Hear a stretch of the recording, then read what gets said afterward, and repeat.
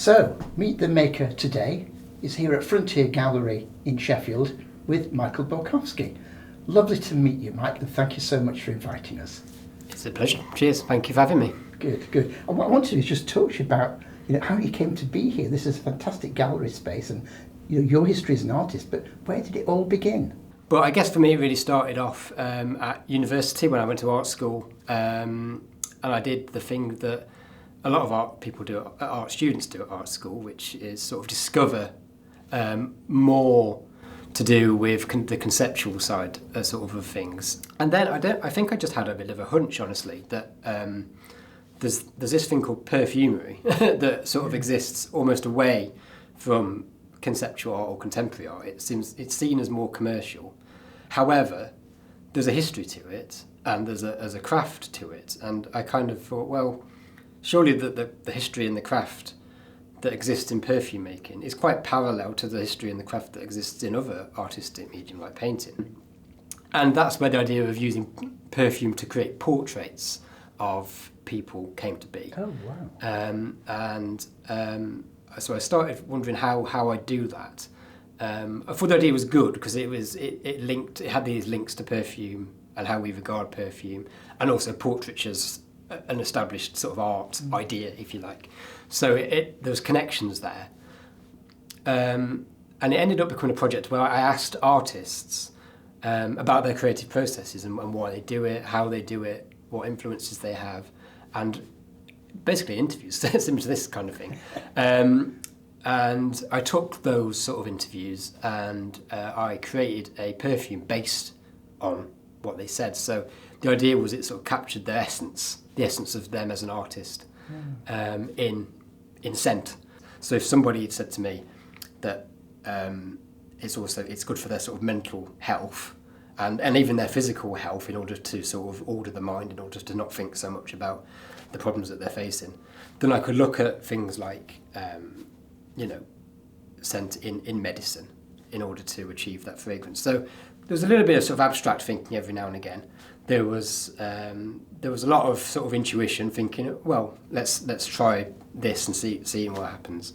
I've never really thought about it. I mean, that's so fascinating, because I was thinking, well, it's a bit like in music where you have high notes and deeper notes, and you have scent with high notes and deeper notes, and paint with high colours. Yeah, that's colours. right. Yeah, wow. God, I should never thought of that. Brilliant. Yeah, in Great fact, idea. I mean, the process of making perfumes is all about notes. There's top notes, middle notes, and base notes, and you have to sort of utilise all three in order to achieve a fragrance. So, yeah, the links to music are real. They're really they're really there. But so that was what I was doing for about 5 years, making these sort of scent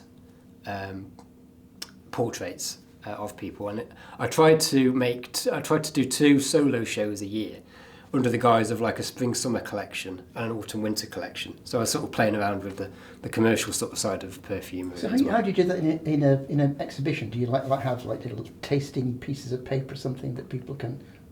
Yes, all the exhibitions that I did for Perfumer's Practice, I had sent sort of strips that people could use so they could experience all of the perfume.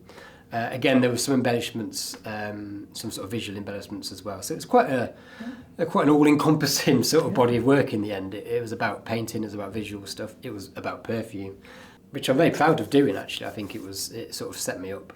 And then I started doing something that was kind of completely different, really.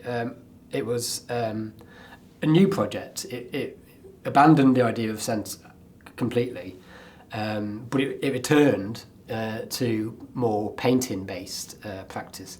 And the overarching title is A Problem Shared is a Problem Halved, and it was small-scale, still-life works that sort of looked quite innocuous, sort of by design, but had this kind of deeper sort of meaning that about the value of talking to people, basically, and having conversations and friendship. And it was shrouded by coronavirus, where we weren't really having those conversations with people as much. So these are the A Problem Shared is a Problem Halved body of work that I've been doing since 2019, 2020. it's not, they're small scale. These are 15 by 15, these two. So they're always quite a small scale work, although they did begin as relatively larger scale. This is bigger than these ones here, and also it's composition-wise, it's different. I kind of did this, and I liked the idea that the reason why it's sort of purple is that it's not just a liquid that you'd associate with being in a drink, but there's something else about it. It represents a problem, and the problem is shared between two people, and that's where the idea of a problem shared is a problem halved comes from. So on the face of it, it's two drinks, it's two liquid drinks and a jug, but if you sort of peel away a little bit, there's a sort of a concept behind it that runs through all of them. And I think, or I hope, that the more you look at the work that I've done, the more kind of questions you have, actually, because with something like this one here, where you've got a wine bottle and you've got two coffee cups, the first thing you might think is, oh, fair enough, it's a simple sort of still life piece of work. But then when you start thinking about it more, you kind of go, well, they're actually quite an unlikely pairing, coffee and wine. And then you go, well, why is it purple? Why is there not really much of a background? And the reason why there's not much of a background is because originally it was a coronavirus exercise, and the idea that you can kind of have conversations virtually was something that I was interested in. So I wanted deliberately to have not really much of a background, to sort of represent the idea that you don't really exist anywhere when you're sort of virtual. You've got this kind of sort of, I guess, barrier between you and the other person, but it's not got any kind of any presence really. It's just virtual. So that's why they've put this background. Persisted with it because I quite liked it, to be honest. So yeah, the more you think about the work, the more questions that you might have, and that perhaps is where you go, well, maybe there's more to it than it just being a still life piece of work. That said, there's nothing wrong with regarding them as still life, and I think that's why it's been quite a successful so far body of work, is that it has this kind of conceptual side if you want it, but if you don't want it, that's fine, because it's a nice painting, and there's nothing wrong with a nice painting every now and again. So that's something that's happening. It's kind of always happening now. Even in the present day, I'm still doing that project, but I'm also doing another project that I'm quite excited about, but I think it's harder to explain than the still life project, which is called Sense of Our Time, and it's basically responding to the news or to the events that are happening around us, using candle making. So it's kind of got this scent-based idea again, but not perfume and not about portraits or anything like that. It's more to do with it's more responsive, and it's more to do with sort of current affairs, really. And I'm really infused by it because I like the idea that candles. I mean, I'm aware that it's quite an absurd idea. I don't think that the news is going to abandon what they normally do in order to make candles. But I think I quite like the fact that candle making is quite slow, and yet the news generally sort of comes at us quite quickly, and I like that kind of disconnect and playing around with that.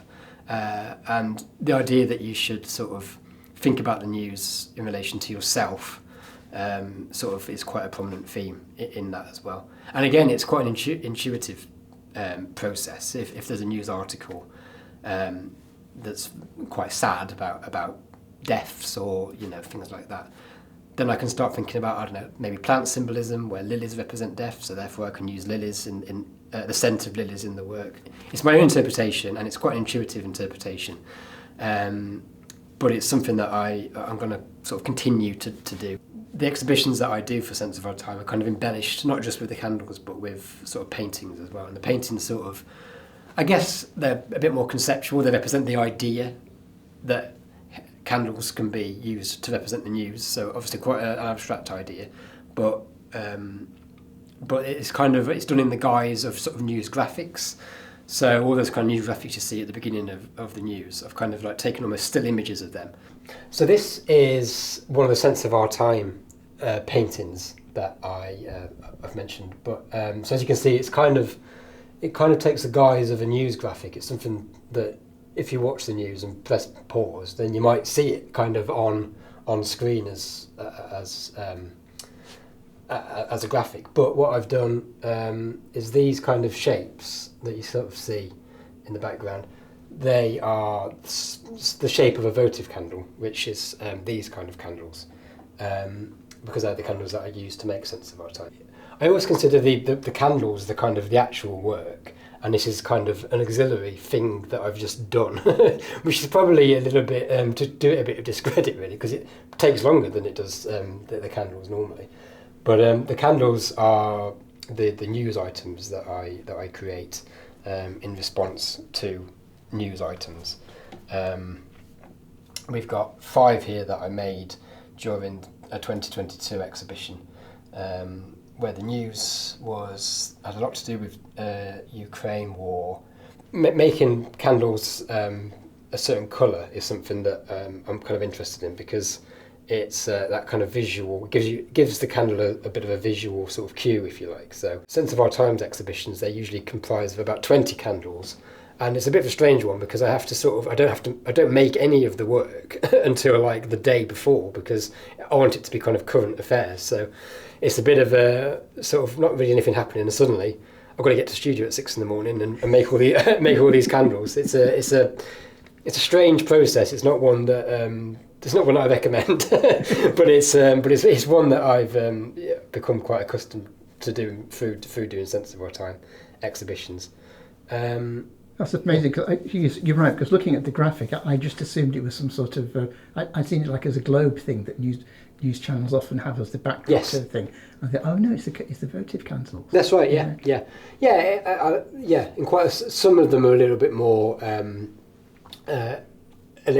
literal than that. They're literally kind of quite big scale votive candles that are burning, so you can definitely tell that they're votive candles. But it's basically influenced by the kind of the news graphics that that we've been getting for years now. But they're usually quite quick. You know, they've got kind of quite a in terms of how they run. There's a lot sort of coming at you at any one time. So to sort of suspend it, if you like, to sort of pause it and look at one of those kind of screens individually, is something that reflects what I do with the candles as well, because it's a slow process, and it's pausing and thinking and then responding to the news, rather than have this kind of onslaught, if you like, of news bulletins. Is it something about the temporariness of it? Because if somebody lit the candle, yeah, your work of art is then gone. Yeah, in a sense, I think that's part of that. That's an interesting sort of idea. Where obviously the news is a bit like that, especially some of the I don't know, the lesser sort of headline news, where one day it's quite important and then a month later you don't even remember what it is. So it's got that kind of that timeline, that narrative, a little bit like a burning candle. Yeah, I mean that wasn't why I used candles. Like I said, I used them because I just liked how slow the process was of making them. Because perfume's actually quite a quick process once you know what you're going to use. So that's why I didn't use perfume this time round. And I quite like how they look as well. The visual sort of image of a votive candle is quite. There's something about that I quite enjoy. But yeah, so again, we'll see where that heads. I did a exhibition in 2022 that was based on Sense of Our Time, and in May this year, 2024, I'm going to be doing another a project about it. So it's the next sort of scent-based thing that I'm pushing, but a problem shared is a problem halved will sort of always be there as well. Sometimes in the background, but sometimes in the foreground. Absolutely fascinating. Thank you. Cheers.